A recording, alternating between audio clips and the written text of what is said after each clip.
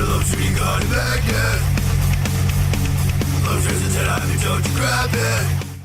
This video is brought to you by T-Blocks. Enjoy the content now, but stay for the shilling later. Hey, Welcome to Lobster Magnet and Friends. I'm here with my buddy Goro. what's up? Are you're recording this in the right way, right? Yes. Great. So we're here to talk about Dr. Stone, Chapter 37. So what do you think of this week's Dr. Stone? I have mixed feelings about it. I mean, it wasn't a bad chapter, but, like, it was definitely more battle-y than what we're used to, and I wasn't very satisfied about, like, Chrome's ingenious solution to, like, defeat Magma. I thought that was kind of, like, bullshitty, that, like, I'm gonna, like, take Suika's mask and use the lenses to try and burn your cloak. And I was kind of like, really? Really? Like, Seku even says it won't work like that because the lenses aren't made for, like, and then it starts to burn, and I just feel like, I was just thinking, like, I call bullshit. Couldn't you come up with something better for Chrome to win if he is going to win or something? Or I feel like Seku's going to win, and Seku will come up with some sort of brilliant strategy at the end, but I don't know. That's a good question. It just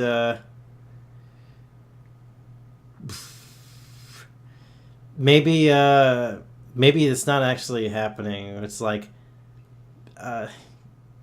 sometimes they'll, like, throw in, like, the red herring cliffhanger or red herring, like, oh, it's working, but maybe it's not really. I feel like it's working, and, like, someone was commenting that we were getting the names wrong. Kinru's fight, he basically wins his fight, but he's out of commission because he's got to, like, go poop up his leaves or something. Yeah, and he basically collapsed afterwards. Like, how did he? For a second there, I thought him knocking that other guy into the water was, like, fantasy, like his fantasy, but, like, apparently he did. Like, yeah, there was, like, placebo effect of, like, caffeine and nature stimulants, which was cute. I did like that, like, little gag image of, like, how he saw himself in victory versus how he actually looked. Yeah, and all the girls swooning over him, like, in that one. Exactly, and then looking in horror. I don't think it was as good as, like, our favorite facial fracture, which still makes me smile just, like, looking at it, but it was definitely amusing.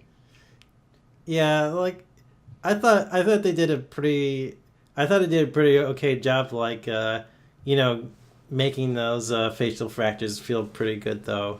Yeah, they were amusing. Although I was impressed by Boichi's ability to sell the brutality of Magma, just, like, beating on Chrome like a crippled child. Yeah, it feels like maybe Boichi really wanted this tournament arc to extend, because he likes probably drawing those kinds of, like, violent things. He's good at it. He's really, really good at it. I'm sure that was part of him. Like, I don't think he has any say over the editorial story direction of Dr. Stone, but I'm sure he's, like, really happy. Like, he's in his element right now.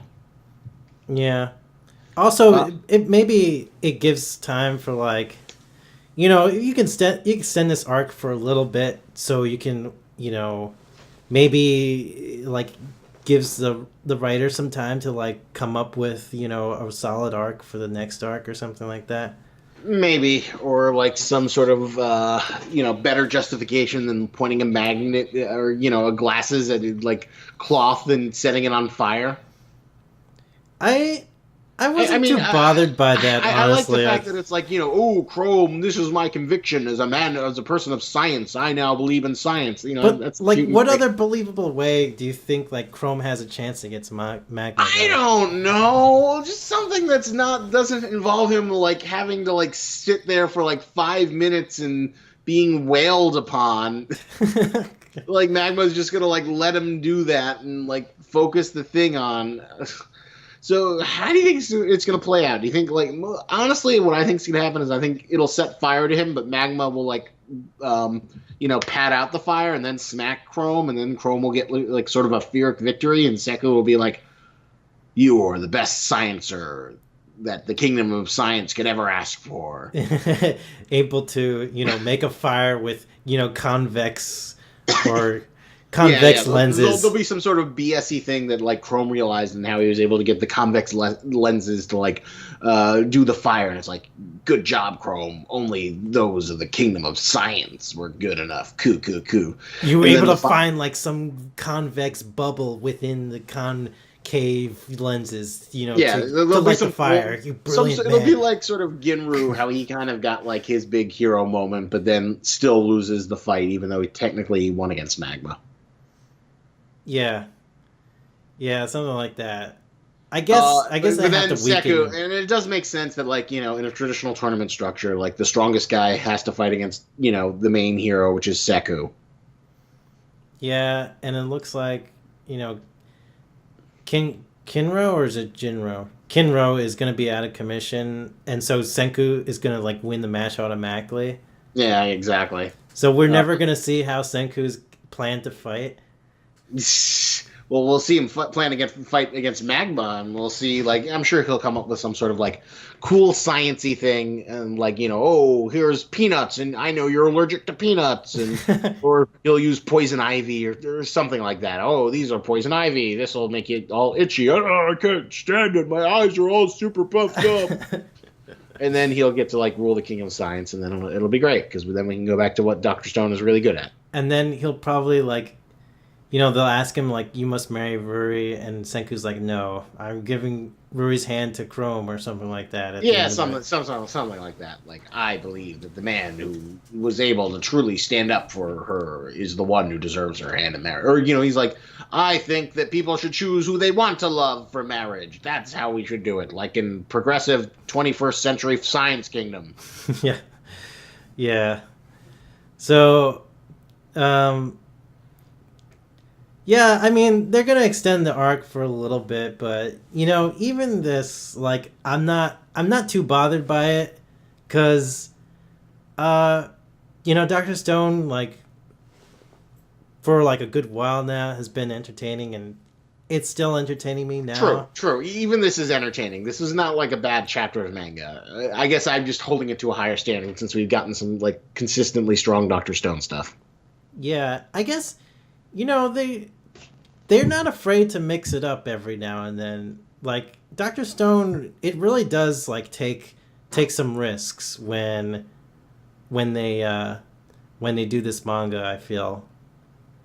Yeah, I agree, especially considering it's not a traditional battle manga.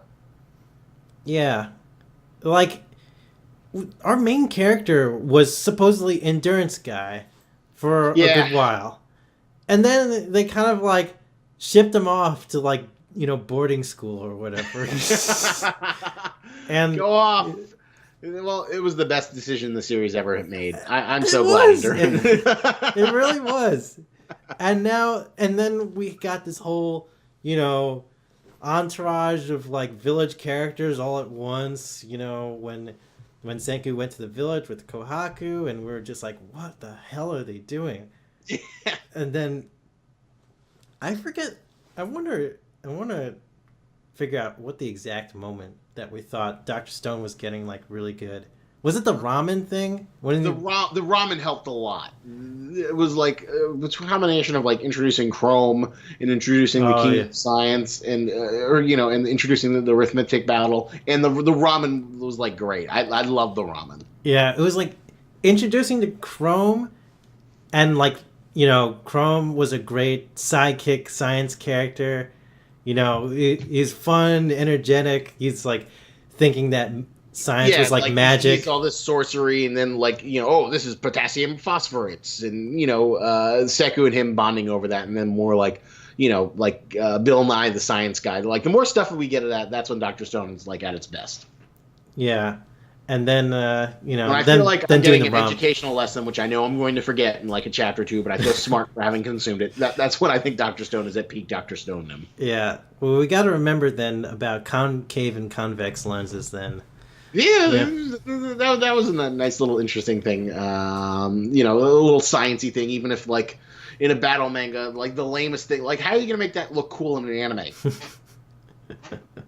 I've got this glass and I'm gonna slowly ignite a fire on your. Hey, if they can make potato chip eating like awesome, They can make this awesome, okay? It's like there's a way. It's As like, much as I would like to think Tetsuo, or I'd love to see a Tetsuo Araki Dr. Stone anime, I don't feel like this material really works with his directing style. oh, you mean like with Death Note? Yeah, Death Note and Attack on Titan, and the terrible thing that we love to hate, the Cabanari of the Iron Fortress. Probably it'd probably work with someone like whoever did My Hero Academia. Yeah, I can see, because it's That's optimistic, it's fun, it's bubbly, it's great, it's mostly lighthearted. That's the tone that Dr. Stone is. And, it's great. God, dude, I wonder, like, and we got more Suika squinting in this chapter too. I'm amazed about how quickly I've learned to come to love the Village Crew, and how much I love them better than like Arts and Crafts Girl, Primate Guy, and freaking Endurance Guy. Yeah, I wonder if there's gonna be a way to like reinvigorate our love for those characters too. I don't know, man. Like, did you ever love them? What if they turn evil? Whoa. What if Endurance Guy and Arts and Craft Girl turned evil? And sure, like, I guess. God, that might be see interesting. this awful scene where, like, the primate guy's like, "We must breed more strong people for my kingdom of primates." Arts and Crafts Girl, you will be the mother and the designated breeder for the warriors of the next generation. And Endurance Guy's like, "No, you can't do that to Arts and Crafts Girl. I'll never let you get away with this, Primate Guy." Yeah. I don't think something like that would happen, because, like, generally, like, I mean, aside from some, like, erotic character designs and, like, Boichi, like, getting Boichi fan service moments, like, there's not much sexual stuff in, like, Dr. Stone. No, not yet anyway. Like, oh yeah, wait, hold on. There's this one part where, wasn't there like a familiar character that showed up earlier? Oh yeah, Gen, right? Wasn't that Gen? There? Yeah, it was like his thing. At what point did he show up? I remember seeing his, like, collar. Yeah. Wait. Oh. Or am I just crazy? Because I swear we saw it. Yeah. It's like while Chrome is getting beat up. Yeah. There's, like, one scene where in the back, "You're not looking so hard, are you, Chromie?" Yeah. And he can't enter the village because he's not part of the village games, and he's an outsider. Yeah, so he's an outsider. So it's like one off panel. But he's assumingly watching the fight. Yeah, or maybe he'll be able to influence the fights as well. I don't know how, but oh yeah, well, he might be able to influence it because, like, Magma thinks he's dead, and he can say, like, "I have supernatural powers because I came back from the dead." Oh yeah, didn't he like outsmart Magma at some point? He's like, yeah, because he had those stupid blood packets, which I still call BS on. No, not just the blood packets, but he like popped out some flowers or something. Oh yeah, in his arms. he like caught him off guard because, like, Magma wanted to kill the people who he thought was, like, bringing the lightning and angering the gods. Right. And then Gen just kind of like outsmarted him in a way, or like told him to just like go away and like let them do what they're supposed to do. Pretty much. Yeah. So I wonder if Gen could like, do something back to Magma after Magma just like basically beat the shit out of him. And like nearly killed him. I feel like yeah. I don't think he'd bring him back unless there was like some sort of payback. So who knows? Maybe Gen will like contribute to the final defeat. So how many more chapters do you think this little arc's gonna last? If you had to guess. Well, let's see. I feel like I might get 2 or 3. Yeah, 2 or 3 at most. That would be a good amount. 2 or 3 feels like accurate. I think you can wrap it up in 2, but if you really need extra space, like 3 at most. Because I definitely do want to move beyond this. Because this isn't bad, but like I want to get back to Dr. Stone being what Dr. Stone is best, making gadgets and upping the science level of the village. Yeah. I'm just curious, like how the whole Magma situation is going to resolve after this. I'm calling it. Magma's going to get defeated, and then he's going to go join the kingdom of primate people because he's strong, and he's going to be like a little stoogey, and he's going to like reveal the primate guy about Seku being alive. What if Gen somehow converts Magma to the primate civilization somehow? Maybe, that would be true because they did imply that like Gen could still become evil. Even here, he's kind of sinister, but like he promised, like if he could just get a Coke from Seku, everything would be all right. Maybe that'll be the next arc. Seku tries to brew cola in the stone world. That I want to see. Yeah. Or maybe like Gen was just like, I'm too impatient. And I have a job to do. I have to recruit people to the primate guy. I don't know. I would not mind like just like. I just want some cola, and then like just an entire arc, like 3 or 4 manga chapters, just devoted to like how you brew cola in the primitive world. Yeah, I would have no problem. 10 out of 10 for me. Best manga material ever. Yeah, that'd be funny. Like, so, what would you rate this chapter? What would you give it?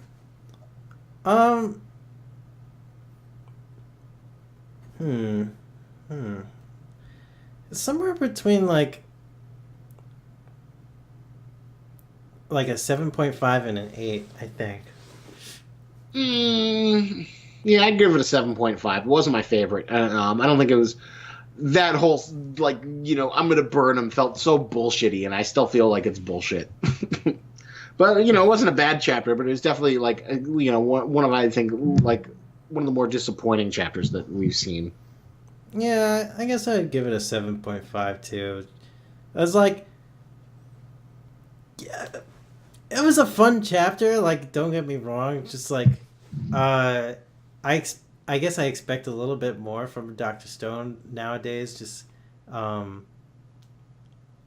it's still entertaining. I was still entertained.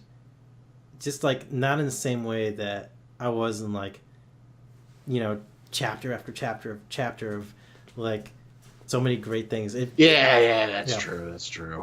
So I'll go with you. I'll give it a 7.5. Just heard back from good old Zavel, so I'll see if I can get him around. All right, so I think that finishes our thoughts on Dr. Stone, right? Yeah, I'd say so. So protect your flesh from the elements in the Stone Age with T-Blocks t-shirts. It's the best. These shirts won't light on fire. They won't light on fire. Well, they might, but not probably not as easily as magma stuff. Yeah. Not as easily as magma stuff. So thank you for sitting around, you Dr. Stoners.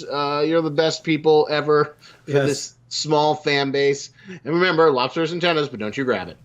Do you like clothes but hate shopping? Then T-Blocks is the subscription service for you. But I know what you're thinking. But Lobster, how is that any different than Loot Crate or the other subscription services? Well, T-Blocks sends you t-shirts, which is clothing, which is actually useful, unlike the useless swag junk that Loot Crate keeps peddling on gullible schmucks. And this isn't just knockoff brand crap. T-Blocks hooks you up with licensed shirts for all the stuff you love, because you need clothes. How else are you going to keep your puny human man flesh protected from the elements? T-shirts are useful for any occasion. Wear them. Give them to friends. Give them to enemies. Knit them together. Make a quilt. T-shirts are life. And you know the best part? It'll only cost you $6.99. That's right, you can get 12 shirts sent to you for once a month for only $6.99. And you know what? If ultra cheap licensed goods are too basic for you, then there's also the Community T-Block set, which features original designs from the best up-and-coming artists, so you can keep that hipster street cred. But I'm here to save you even more money! Use the code LOBSTERTBX at checkout, and you'll save 10% on any order. Be a t-shirt wearing god amongst mortals. Use the power of the most expensive seafood to get you the cheapest t-shirts now!